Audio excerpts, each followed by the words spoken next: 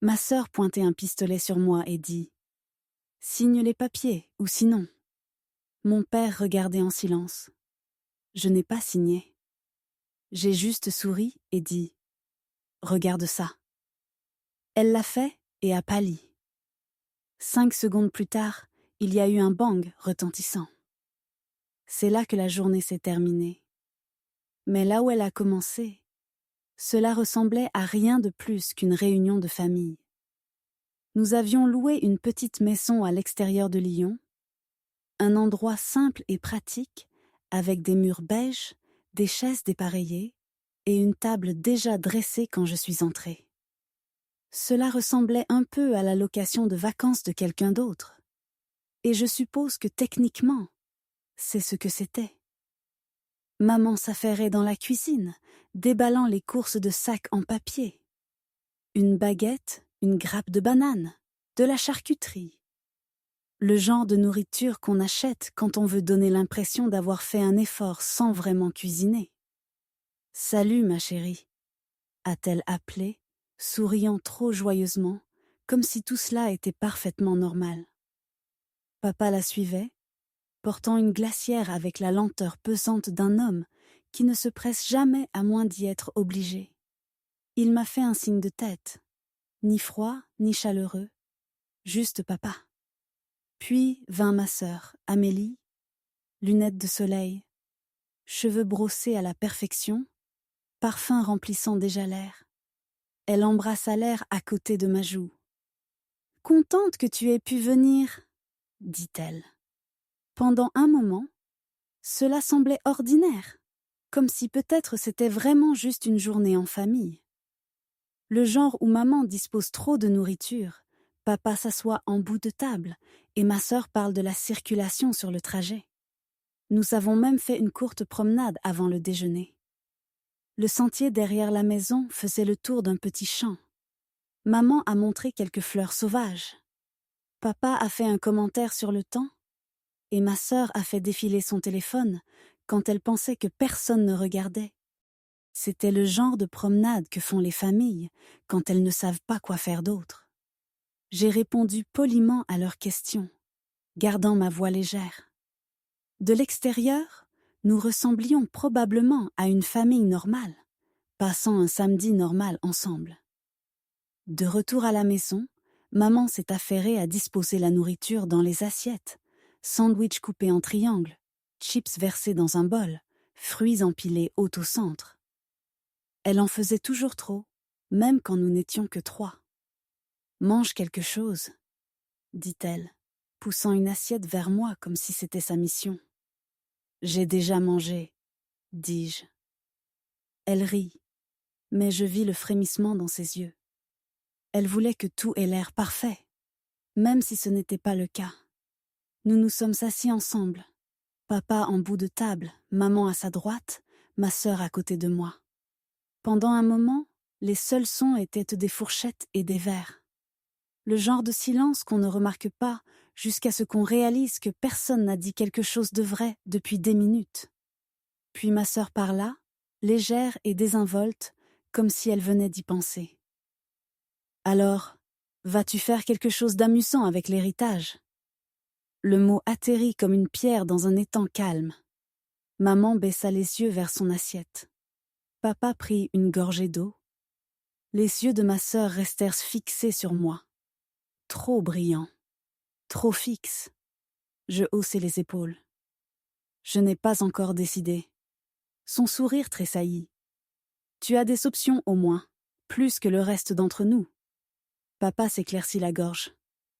La famille devrait partager, dit-il doucement. C'est la bonne chose à faire. Je sirotai mon café. On verra. Maman intervint rapidement, changeant de sujet. Elle demanda des nouvelles de mon appartement, de mon travail, mais l'ambiance avait déjà changé. L'héritage était maintenant assis à table avec nous, plus lourd que la nourriture, plus fort que le silence. Nous avons mangé un peu plus. Ma sœur lançait des piques déguisées en plaisanterie. Papa restait surtout silencieux. Maman continuait à demander si je voulais plus de fruits. Puis, après une pause assez longue pour rendre l'air tendu, ma sœur poussa son assiette et sourit. « Viens avec nous, dit-elle. Nous voulons te montrer quelque chose. » Son ton était léger, mais quelque chose en moi se crispa. Papa se leva. Sa chaise racla le sol.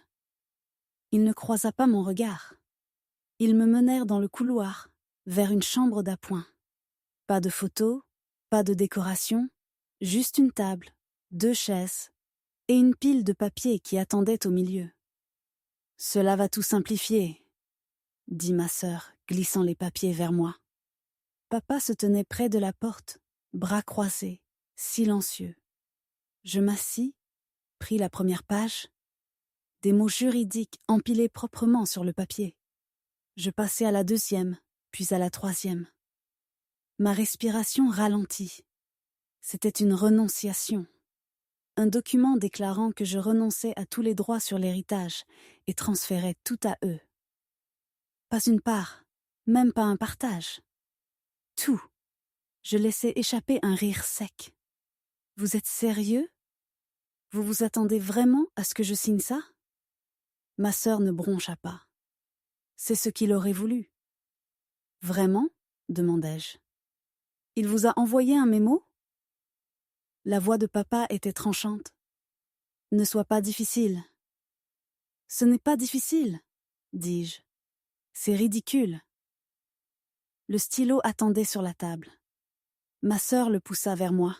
« Soyons adultes, » dit-elle. « Nous pouvons faire cela rapidement et avec dignité. » Dignité ? Je levai les sourcils. C'est du vol en plein jour avec de la papeterie. Son visage rougit. Tu ne le mérites pas. Peut-être pas, dis-je. Mais je ne signe pas. Sa chaise grinça quand elle se leva. Signe-le. Non. Le mot resta suspendu là, plus gros qu'il n'aurait dû l'être. Les yeux de mon père se rétrécirent. Tu le regretteras. Je le regardais calmement. Je regrette d'être venue. Et puis, d'un mouvement fluide, ma sœur plongea la main dans son sac et sortit un pistolet. La pièce devint silencieuse. Même le bourdonnement de la lampe sembla s'arrêter. De la cuisine, la voix de maman flotta dans le couloir. « Le thé est presque prêt. » Ma sœur pointa le canon sur moi. « Signe les papiers, » dit-elle. « Ou sinon. » Mon père resta figé près de la porte. Son silence en disait plus que les mots.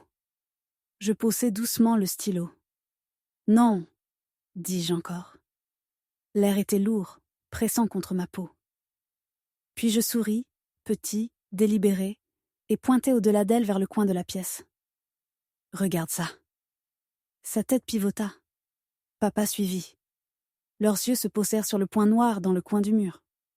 Le visage de ma sœur se vida. « Quoi ? Qu'est-ce que c'est ? C'est une caméra ? » « Dis bonjour, » dis-je. « Tu es filmée. » Elle se retourna vers moi, la panique inondant son visage, puis vers l'objectif. « Tu ne peux pas, » balbutia-t-elle, mais s'arrêta. Le pistolet tremblait dans ses mains. Elle le leva vers la caméra, sa voix craquait. « Éteins-la. »« Je ne peux pas, » dis-je. « Elle fonctionne parfaitement. » Ses yeux allaient de moi à l'objectif. Désespérée, elle appuya sur la gâchette. Le bang déchira la pièce. Maman haleta dans la cuisine, laissant tomber une cuillère. La caméra resta debout, sa petite lumière rouge toujours brillante. Les yeux de ma sœur s'élargirent, la confusion écrite sur tout son visage. Mon père me fixa, pâle et sans voix. Je restais immobile, calme à l'extérieur, tout le reste tendu à l'intérieur. Et la caméra continua de regarder, stable et imperturbable. Si vous voulez comprendre pourquoi cette journée avec le pistolet s'est produite, vous devez remonter un peu en arrière. J'ai grandi dans une famille où j'étais l'enfant du milieu, ce qui vous dit déjà la plupart de l'histoire. Je n'étais pas l'aîné doré, et je n'étais pas le bébé qui ne pouvait rien faire de mal. J'étais celui du milieu, celui qui se perdait dans le tumulte. Alors, je faisais du bruit. C'était mon rôle. Si je ne pouvais pas me faire remarquer en étant sage, je me ferais remarquer en étant méchant. J'étais l'enfant qui escaladait les clôtures, sortait en cachette la nuit, sautait des hangars avec un parapluie pour voir si ça ralentirait ma chute. Je n'étais pas suicidaire. J'aimais juste la montée d'adrénaline. J'aimais savoir que je faisais quelque chose que je ne devais pas faire. D'une façon bizarre, c'était le seul moment où je me sentais vivant, parce qu'au moins alors quelqu'un devait me regarder. Si je rentrais enseignant, au moins maman devait poser son magazine. Si je répondais au dîner, au moins papa devait me regarder. C'était le marché. J'ai appris tôt que la mauvaise attention valait mieux que pas d'attention du tout. Ma sœur me détestait pour ça. Elle était plus âgée, la responsable, celle dont mes parents se vantaient. Elle pensait que j'étais une honte. Peut-être que j'en étais une. Mais elle ne m'ignorait pas seulement. Elle se donnait du mal pour me rappeler combien elle était meilleure. Note parfaite, ami parfait, sourire parfait. Et puis, à huis clos, elle retournait le couteau. Pourquoi tu n'arrives pas à te ressaisir? Pas étonnant qu'il ne te fasse pas confiance. Mon frère cadet était différent. Pas exactement proche, mais il me voyait. Il s'asseyait avec moi, levait les yeux au ciel devant nos parents, et parfois même me couvrait quand je faisais quelque chose de stupide. Il était le seul qui me faisait sentir que je n'étais pas complètement seule dans cette maison. À 18 ans, je n'en pouvais plus. J'ai fait mon sac et je suis partie. Pas de filet de sécurité, pas de fonds universitaires qui m'attendaient, rien. Juste moi et ce que je pouvais gratter ensemble. Ce n'était pas facile, mais je préférais lutter seule plutôt que d'étouffer à la maison. La seule personne qui me manquait était mon grand-père. Il n'était rien comme le reste d'entre eux. Là où mes parents se souciaient de bien paraître, grand-papa s'en fichait complètement. Il portait les mêmes vêtements pendant des années. Ses chaussures étaient éraflées. Il se présentait aux anniversaires avec une carte du magasin Discount et une poignée de main comme s'il venait de creuser un fossé. Maman murmurait « Il ressemble à un sans-abri ». Papa soupirait et secouait la tête, comme si grand-papa embarrassait la famille. Mais je l'aimais bien. J'aimais qu'il ne joue pas au même jeu que le reste d'entre eux. Il n'essayait d'impressionner personne. Il ne semblait même pas remarquer quand les gens levaient les yeux au ciel. Il me racontait des histoires sur ses anciens emplois, les endroits où il avait vécu, les chants qu'il connaissait. Rien de glamour, mais tout était réel. Et j'avais soif de réel. Parfois, quand nous sortions prendre un café, je payais pour lui parce que je pensais qu'il ne pouvait pas se le permettre. Il me souriait, comme s'il savait quelque chose que je ne savais pas. De temps en temps, il disait des choses qui marquaient, comme « Même si j'étais riche, je vivrais exactement de la même façon. » Parce qu'une fois que les gens savent que tu as de l'argent, ils s'arrêtent de te voir. Tout ce qu'ils voient, c'est ce qu'ils veulent de toi. J'ai toujours pensé qu'il plaisantait, juste grand-papa étant excentrique.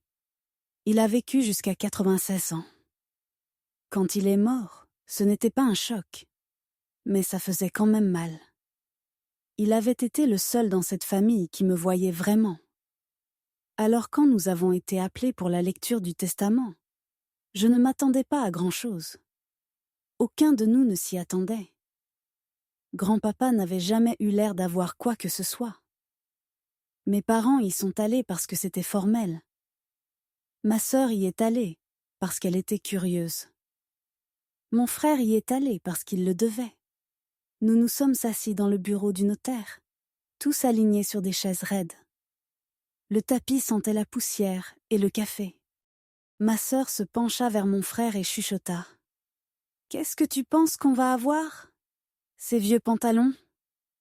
Papa gloussa. Peut-être ces chaussettes, celles avec les trous. Maman secoua la tête. Probablement de vieilles affaires qu'il ne pouvait pas jeter. Je restais là silencieusement, mordant l'intérieur de ma joue.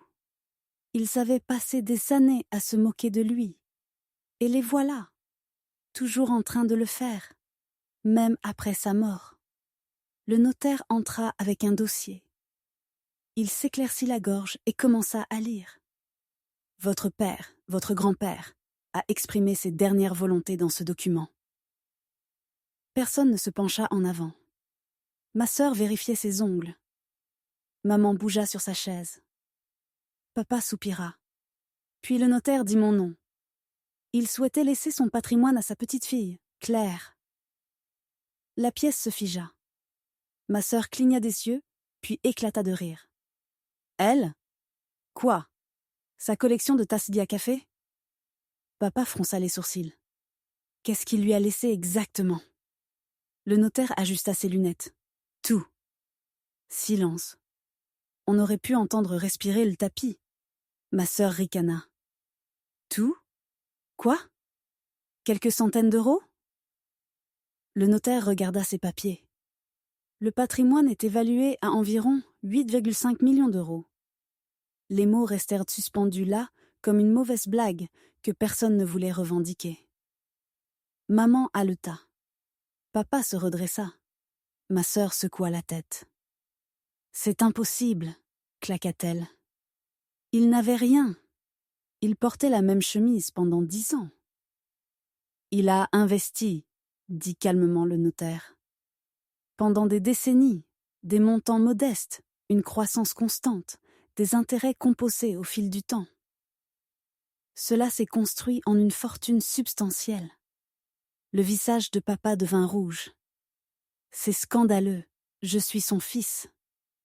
Cet argent devrait être à moi. Maman acquiesça rapidement. Ou à nous, pas seulement à elle. La voix de ma sœur se durcit. Elle ne le mérite pas. Elle n'a même rien fait. Je restais là, les mains pliées sur mes genoux, le pouce accélérant. Pour une fois dans ma vie, ils me regardaient tous. Pas invisible, pas ignoré, vu. Je haussai à demi les épaules. Je suppose qu'ils n'étaient pas d'accord. C'est alors que leurs yeux me brûlèrent vraiment. La fureur de ma sœur, l'incrédulité de mon père, la déception de maman. J'avais voulu de l'attention toute ma vie. Ce n'était pas comme ça que je pensais que ce serait. Le bang restait suspendu dans la pièce comme un écho qui ne savait pas où aller. Personne ne bougea. Ma sœur fixait le coin, attendant que la caméra tombe. Elle ne tomba pas. La petite lumière rouge continuait juste de briller, stable et suffisante. La bouche de mon père tressaillit, comme s'il voulait parler, mais avait oublié comment. Pourquoi ça n'a pas cassé? Chuchota ma sœur, plus pour elle-même que pour quiconque. Je ne répondis pas.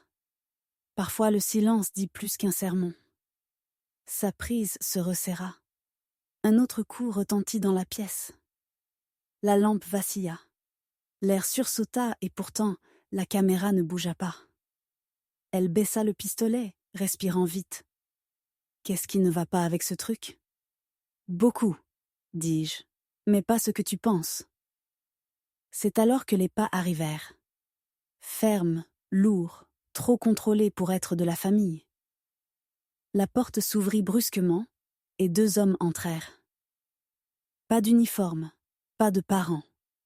Le genre de présence qui réorganise la pièce sans demander. Posez-le, dit l'un, calme, mais absolu. Ma sœur tressaillit, fit pivoter le pistolet vers eux, sa main tremblant si fort que le canon vacillait. N'empirez pas les choses, dit l'autre. Sur la table maintenant. Pendant 1 seconde, elle ressemblait à un enfant en pleine crise, déchiré entre cris et reddition. Puis son poignet céda.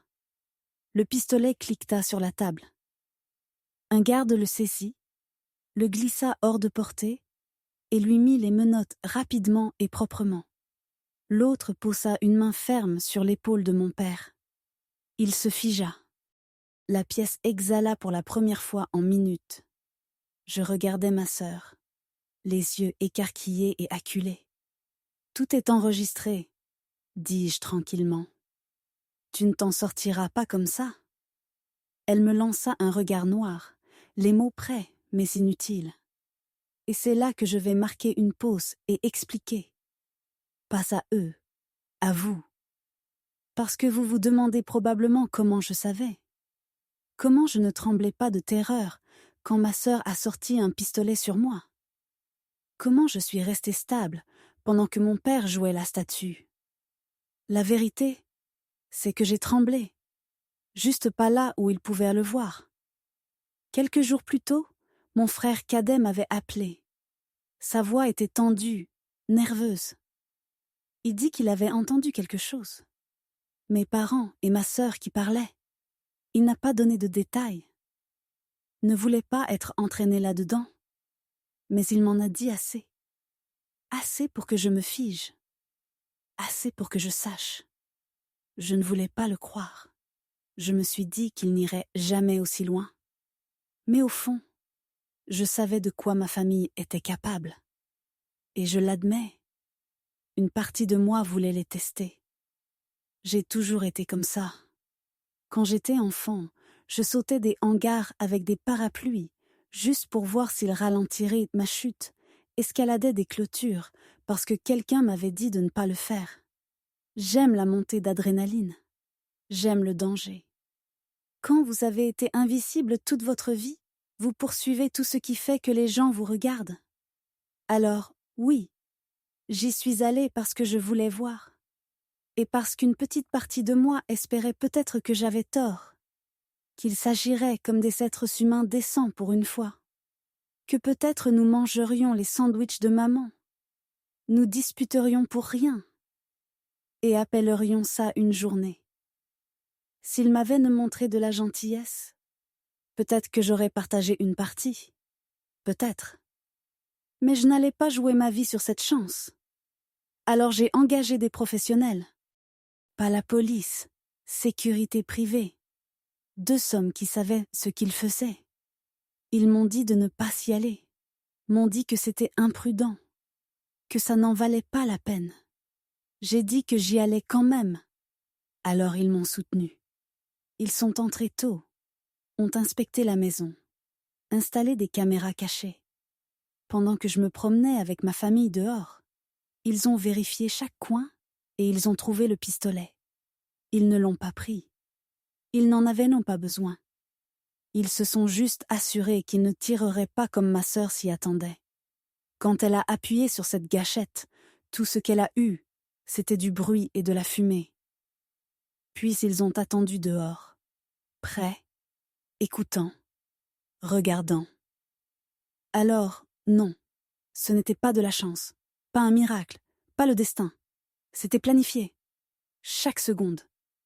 Et maintenant, c'était eux, pas moi, qui étaient des pris au piège. Le processus juridique rampa comme ces choses le font toujours. Des mois d'audience, de paperasserie, d'avocats se disputant sur des mots que je comprenais à peine. Et puis finalement, c'était fini. Le patrimoine était réglé. J'étais l'héritière unique. Chaque dernier centime était à moi. L'entendre prononcer au tribunal ne semblait pas triomphant. C'était étrange, comme si le sol se déplaçait sous moi, et j'attendais encore l'équilibre. Pendant si longtemps, je m'étais préparée à ce que quelqu'un me l'enlève. Maintenant, il n'y avait plus personne qui pouvait. Les procès de ma famille ont couru parallèlement aux miens. Ma sœur a comparu au tribunal en premier, 7 ans. Le juge n'a pas mâché ses mots. Menacer quelqu'un avec une arme à feu ne laisse aucune place aux excuses. Elle a essayé les larmes, mais c'était trop tard. Le tour de papa est venu ensuite. Il n'avait pas appuyé sur la gâchette, mais il était resté là et avait laissé faire. 2 ans. L'expression sur son visage disait qu'il pensait que le silence était plus sûr. Il avait tort. Maman était la dernière. Elle était restée en arrière-plan, convaincue que cela la protégerait. Ça n'a pas marché. Probation, service communautaire, un casier qui la suivrait quand même. Je n'ai pas célébré. Je ne me suis pas sentie vengée en les voyant être emmenés hors du tribunal. Je me sentais juste fatiguée. Le genre de fatigue qu'on n'a qu'après des années à porter un poids qu'on n'avait pas demandé. Mais sous l'épuisement, il y avait autre chose. De l'espace. Pour la première fois, il y avait de la place pour imaginer une vie qui était à moi. Pas une qu'il dictait. Pas une construite autour d'être l'enfant négligé ou le bouc émissaire. Une vie où je pouvais décider ce qui comptait. Quand je suis sortie de ce palais de justice, les caméras tournaient encore dans ma tête, capturant un genre différent de scènes. Pas de cris, pas de papier poussé sur les tables, pas de pistolets sortis des sacs à main. Juste moi, avançant avec rien et personne pour me retenir plus. 5 ans plus tard, ma vie semble complètement différente. Après la fin du procès, après que l'argent soit finalement à moi, j'ai fait quelque chose que mon moi plus jeune n'avait jamais pensé possible. J'ai construit ma propre famille. Je me suis mariée. Nous avons une petite fille maintenant. De l'extérieur, nous ressemblons à tout le monde. Une maison modeste dans un quartier tranquille. Une voiture raisonnable dans l'allée. Des voisins qui bavardent sur le temps et dont les enfants jouent dans la rue. Pour quiconque regarde, nous sommes une famille de classe moyenne, vivant une vie de classe moyenne. Mais la vérité, c'est que l'argent a tout changé. Tranquillement. Je l'ai utilisé comme grand-papa l'aurait voulu, intelligemment, pas bruyamment. J'ai investi exactement comme il l'a fait. J'ai mis en place un fonds fiduciaire pour ma fille, pas pour la gâter, mais pour m'assurer qu'elle sera toujours en sécurité quand elle sera grande. Pour l'instant, elle ne sait pas combien nous avons. Elle n'a pas besoin de le savoir. Elle est occupée à être une enfant. Et c'est exactement comme ça devrait être. Je n'ai pas tout gardé pour moi non plus. Mon frère cadet, celui qui m'avait prévenu, a eu ce qu'il méritait aussi. J'ai payé ses études, effacé ses dettes, l'ai aidé à avoir son premier appartement. Il n'a jamais demandé, et c'est pourquoi je lui ai fait confiance avec ça. Maintenant, il fait sa propre vie, debout sur ses propres pieds. Quant à moi, je le dépense. J'ai voyagé dans le monde. Italie, Japon, même les Maldives. J'ai séjourné dans de beaux hôtels, mangé de la nourriture qui me fait encore sourire quand j'y pense. J'achète le confort quand je le veux, la liberté quand j'en ai besoin. Mais quand je suis à la maison, je m'habille simplement. Je fais mes courses au même supermarché que tout le monde. Pour le monde extérieur, rien ne semble inhabituel. C'est comme ça que j'aime ça, parce que je comprends finalement ce que grand-papa voulait dire. Si les gens pensent que tu es riche, ils ne verront jamais que l'argent. S'ils pensent que tu es ordinaire, tu peux vivre libre. Je poursuis encore un peu d'adrénaline de temps en temps. Parachutisme, plongée sous-marine, escalade de montagne. Mais je le fais en sécurité. J'ai appris comment nourrir cette partie de moi sans tout casser d'autres. À la fin de la journée, je n'ai pas besoin que des étrangers voient la richesse sur moi. J'ai besoin que ma fille grandisse en sécurité, heureuse et libre d'être elle-même. L'argent ne m'a pas rendue différente au fond. Il m'a juste donné les moyens d'être qui j'étais vraiment. Quelqu'un qui refuse de se laisser faire, quelqu'un qui protège ceux qu'elle aime, quelqu'un qui comprend que la vraie richesse n'est pas dans ce que vous possédez, mais dans la liberté de vivre selon vos propres termes. Grand-papa avait raison. L'argent ne change pas qui vous êtes. Il révèle juste qui vous avez toujours été. Et moi, J'ai toujours été une survivante. Parfois, quand je regarde ma fille jouer dans notre jardin, je pense à cette journée dans la maison de location. Le pistolet, les papiers, le regard dans les yeux de ma sœur quand elle a réalisé qu'elle était piégée. Je ne ressens pas de colère. Je ne ressens même pas de satisfaction. Je ressens de la gratitude. Parce que ce jour-là, ils m'ont donné le plus grand cadeau possible. La certitude absolue que j'étais capable de me tenir debout toute seule, que je valais plus que ce qu'ils pensaient, et que parfois les gens qui vous sous-estiment vous rendent le plus grand service qu'ils puissent rendre. Ils ont essayé de me prendre ce qui était à moi. Au lieu de cela, ils m'ont montré exactement qui j'étais. Et qui je suis, c'est quelqu'un que personne ne peut plus jamais faire taire.